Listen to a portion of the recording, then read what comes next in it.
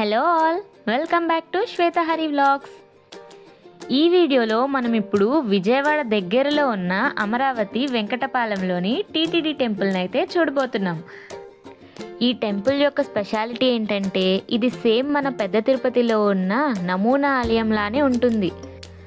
అలానే వెంకటేశ్వర స్వామి కూడా తిరుపతిలో ఎలా అయితే ఉంటారో అలానే ఉంటారు. బస్ స్టాండ్ నుంచి అలానే రైల్వే స్టేషన్ నుంచి జస్ట్ 30 మినిట్స్లో అయితే ఈ టెంపుల్కి చేరుకోవచ్చు. ఇందాక మీరు చూసిన వ్యూ అయితే రోడ్ మీద నుంచి అనమాట. ఇప్పుడు యూటర్న్ తీసుకొని టెంపుల్ దగ్గరికి అయితే వచ్చేసాము. ఇదే టెంపుల్ ఎంట్రన్స్. మనకి లోపలికి వెళ్ళగానే లెఫ్ట్ సైడ్ ఈ గోపురం అయితే కనిపిస్తుంది. బయట అంతా పార్కింగ్ ఏరియా చాలా పెద్దగా అయితే ఉంటుంది. చెప్పులు కూడా బయట పెట్టేసుకొని వెళ్ళిపోవచ్చు. మీరు మీ పర్సనల్ వెహికల్స్తో వస్తే ఇక్కడే వాటిని పార్క్ చేసుకోవచ్చు. నేను ఈ టెంపుల్కి కార్తీక మాసంలో అయితే వెళ్ళానన్నమాట. ఇక్కడ దీపాలు కూడా వెలిగిస్తున్నారు బయట. దీనికోసం టెంట్ కూడా వేసి కార్పెట్ కూడా వేసి రెడీ అయితే చేశారు. నేను ఈ టెంపుల్ని 2 టైమ్స్ అయితే విజిట్ అయ్యానమాట వీడియో కోసం. అందుకని మీకు 2 వ్యూస్ అయితే కనిపిస్తాయి. ఇది ఈవినింగ్ వ్యూ, ఇందాక చూసింది మార్నింగ్ వ్యూ. మనం పెద్ద తిరుపతి వెళ్ళినప్పుడు అందరికీ వెంకటేశ్వర స్వామిని ఇంకొంచెం సేపు దర్శనం చేసుకుంటే బాగుంటుంది, ఇంకొంచెం దగ్గరగా చూస్తే బాగుంటుంది అనిపిస్తుంది. ఈ టెంపుల్లో వెంకటేశ్వర స్వామి దర్శనం మనకి మొదటి గడప నుంచే జరుగుతుంది. నేను వెళ్ళిన 2 టైమ్స్ దేవుణ్ణి దగ్గరగా అలానే చాలా ఎక్కువసేపు అయితే దర్శనం చేసుకున్నాను.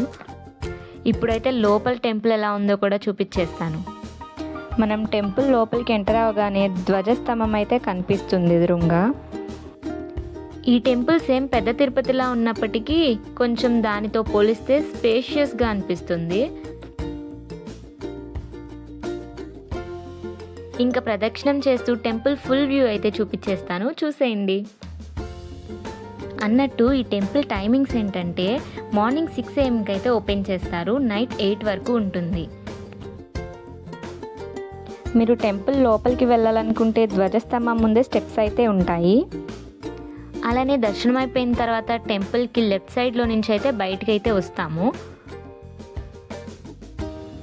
మీరు ఇక్కడ చూసినట్టయితే మనకి గోల్డెన్ గోపురం కూడా కనిపిస్తుంది, కానీ ఇది నిజమైన గోల్డ్ కాదు, పెయింటింగ్ మాత్రమే.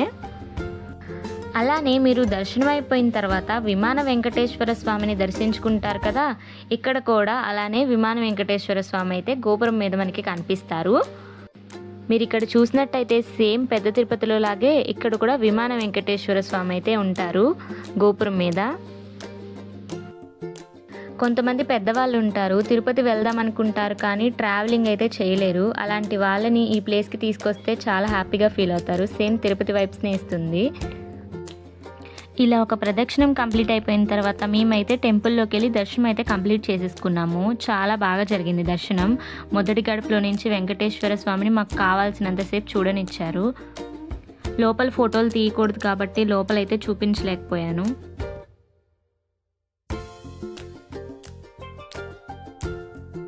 అలా మీరు దర్శనం కంప్లీట్ చేసుకొని బయటికి వచ్చిన తర్వాత అగరబత్తులు లాంటివి ఏమైనా కావాలంటే తిరుపతిలో దొరికినట్టే ఇక్కడ కూడా అవైలబుల్గా ఉంటాయి. అలానే మీరు వచ్చిన టైంకి ప్రసాదం అవైలబుల్గా ఉంటే అది కూడా ఈ పక్కనే ఇస్తూ ఉంటారు. సో నెక్స్ట్ టైం ఎవరైనా విజయవాడ వస్తే ఈ టెంపుల్ మాత్రం మిస్ చేసుకోకుండా చూసేయండి.